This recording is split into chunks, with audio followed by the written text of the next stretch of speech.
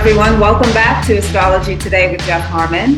Happy Monday. It's Monday the 20th. It's going to go into some current energies. Of course, we have a full moon coming up this Thursday. Jeff's going to talk about that. And we're also going to talk a little bit about interrogation astrology and something called a prenatal chart, our prenatal charts.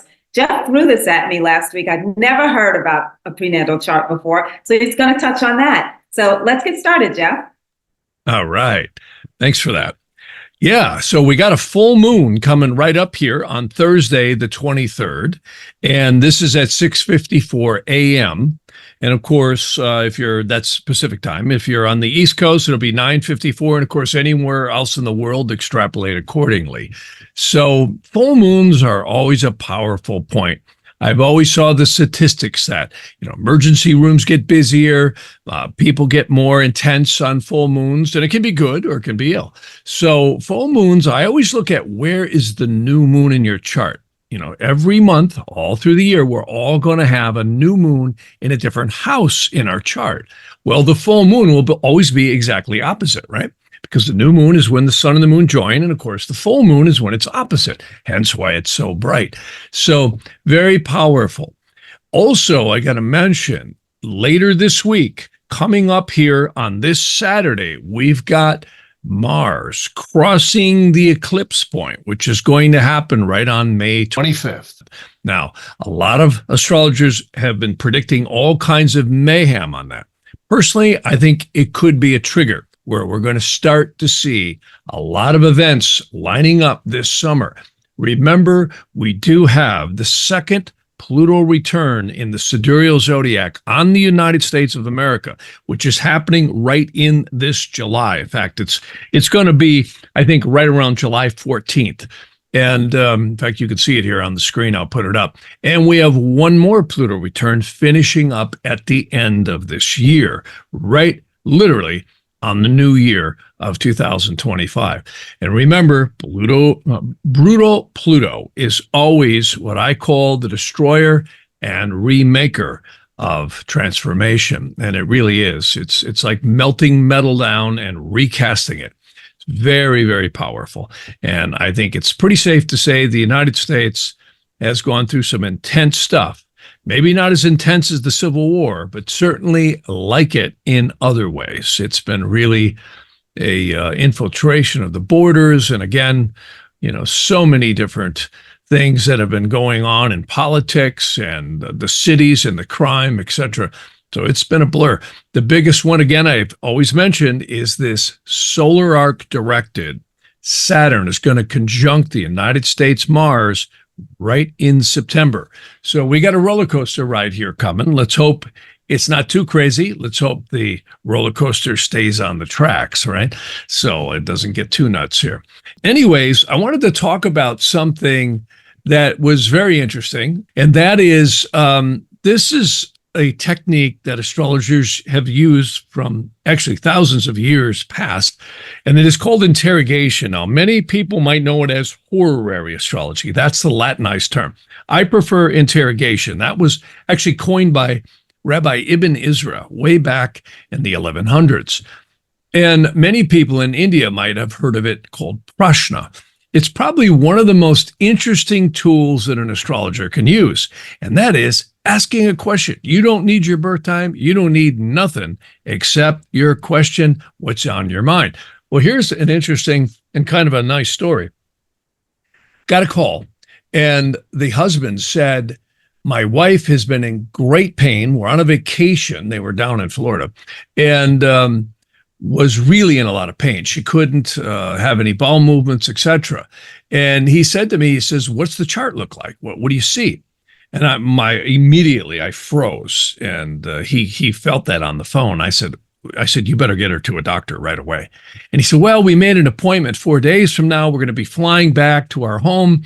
And, I got an appointment in 4 days. I said, do not wait 4 days. I said, don't wait 4 hours. I said, get her to a doctor right away. In which they did. He immediately said, okay, we're on our way. We're going to go to the emergency room and bring her in there and see what's wrong. And sure enough, they went in, And the doctor had done an examination and said, oh my God, if you do not have a bowel movement soon, you are going to go septic or potentially really have a very potentially fatal situation. So they got her on a laxative, and immediately she started to release. And the doctor had said, had you not come in, this would have really not turned out too well. And that's a nice story that I like to tell, because that's a good use of astrology, and it also proves free will. See, a lot of religions say, oh, it's the work of the devil, it's predicting the future. No, it's not. It's proving the interactive consciousness of this reality. Point in case, had he not called and they just kept going and waited for the doctor's appointment 4 days later, might have been a much different outcome and not very good. Who knows, maybe in a day or two they would have gone to the hospital. But what was nice is the interrogation astrology gave an indication that this was not a trivial thing, that it had to be acted on right away. And if it wasn't, it was not going to be a good outcome. And what was great is here's where we see astrology and medicine actually working together in harmony, which I thought was pretty doggone cool. Oh, absolutely. This is what I love about the astrology, and we always talk about this. We can use it as a guide, and should use it as a guide in our lives. And belief isn't required, right? We always say that. People can say, oh, I don't believe in astrology, but you don't need to believe in it. It really is. It's not a hocus pocus. It's not even like when someone calls up a psychic. It's nothing to do with that. Astrology, well, it's actually a science. It's a science. It's astronomy. Yes. It truly is astronomy. And, kings and generals have used it for a long, long time. Benjamin Franklin might have said it best. He said, no one would commence an important act without first consulting the astrological energies at play. And again, I've always shown, our forefathers actually used the time to lay the cornerstone of the capital of this country at a good astrological time. And, you can actually say, let's hope they did a good job, because with what's going on to this country right now with the Pluto return, it's intense. So, but there's so many examples. So many examples. And I truly feel blessed in my life to be able to be privy to it, honestly, because it's real. It has changed my life. It's changed the way I'm dealing with life or handling life. Let's put it that way. Yeah, there you go. I'm always a firm believer you should have free will and live your life. But this is like, in my opinion, the dashboard in the car. You can count white lines and telephone poles, but it's a lot smarter to look at the speedometer, right? So anything we can use to direct our lives, whether it's intelligence, skills, talents that we develop and study and learn in school, whatever it is, or from tradesmen, whatever works is what works. And this is another tool that's very interesting because it's energy. Again, I used to teach an electronics and physics class, and those rules are very set in play. Well, interestingly enough, that's what attracted me to astrology. It really is a science of rules. It's a science of geometry, numerology, and significations. And it's quite interesting. It's actually just like any other science. It's just not gotten the external credit for that, but it really is. Right. And when you think about it, it's truly God-given, because it is a blueprint of each one of our lives.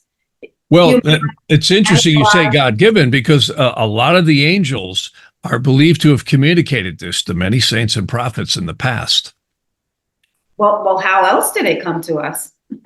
Yeah, some people say it was aliens. Some people say it was angels. And I actually have documents where it talks about, the angelic communication was made about the heavens and what it is. It's really, really interesting stuff.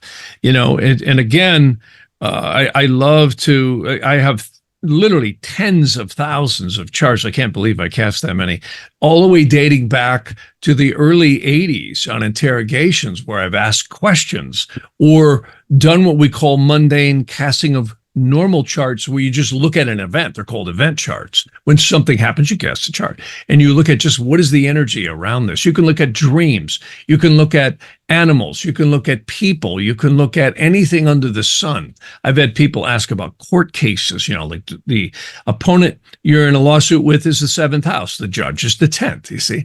So your attorney's the second once retained. So it's really an interesting thing. Generals used to use it. One of my favorite astrologers was Guido Bonatti in the 12th century. He literally had detailed explanations of people going to war, what the other side had in terms of resources, what their officers were like, what their ammunition was like, whether or not they would have the sustainability to finish the war, or whether the war would end in harmony and peace, which would or utter defeat. So very interesting stuff. And again, this is not my innovation. I'm using the stuff that has literally, we're standing on the shoulders of thousands of years, quite possibly 2,500 to 3,000 years of ancient knowledge. So it's really fun stuff to look at. Yeah, the ancient astrology. That's why you always, send the message. It's not about the sun sign stuff. Oh, whatsoever. God, no. This is way past sun sign stuff.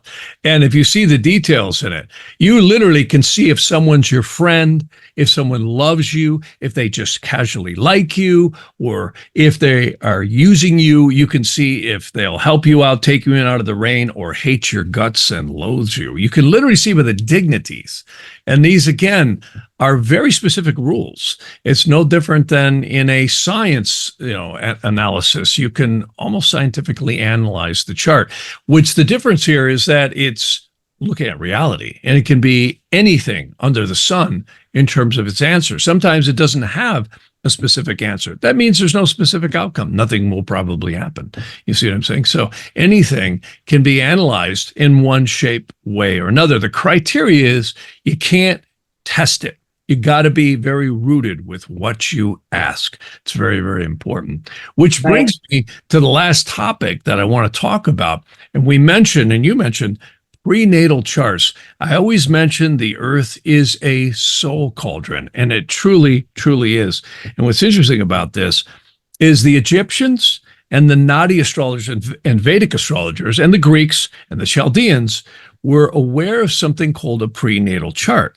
And I've always talked about the glyphs of the planets, how they're combinations of the sun, which is the seed of creation, or I think the portal of the upper heavens, raining down in, and the moon is the crucible where spirit gets contained or concretized in the crucible known as the womb, just like the soil of the earth and the mom's womb, etc.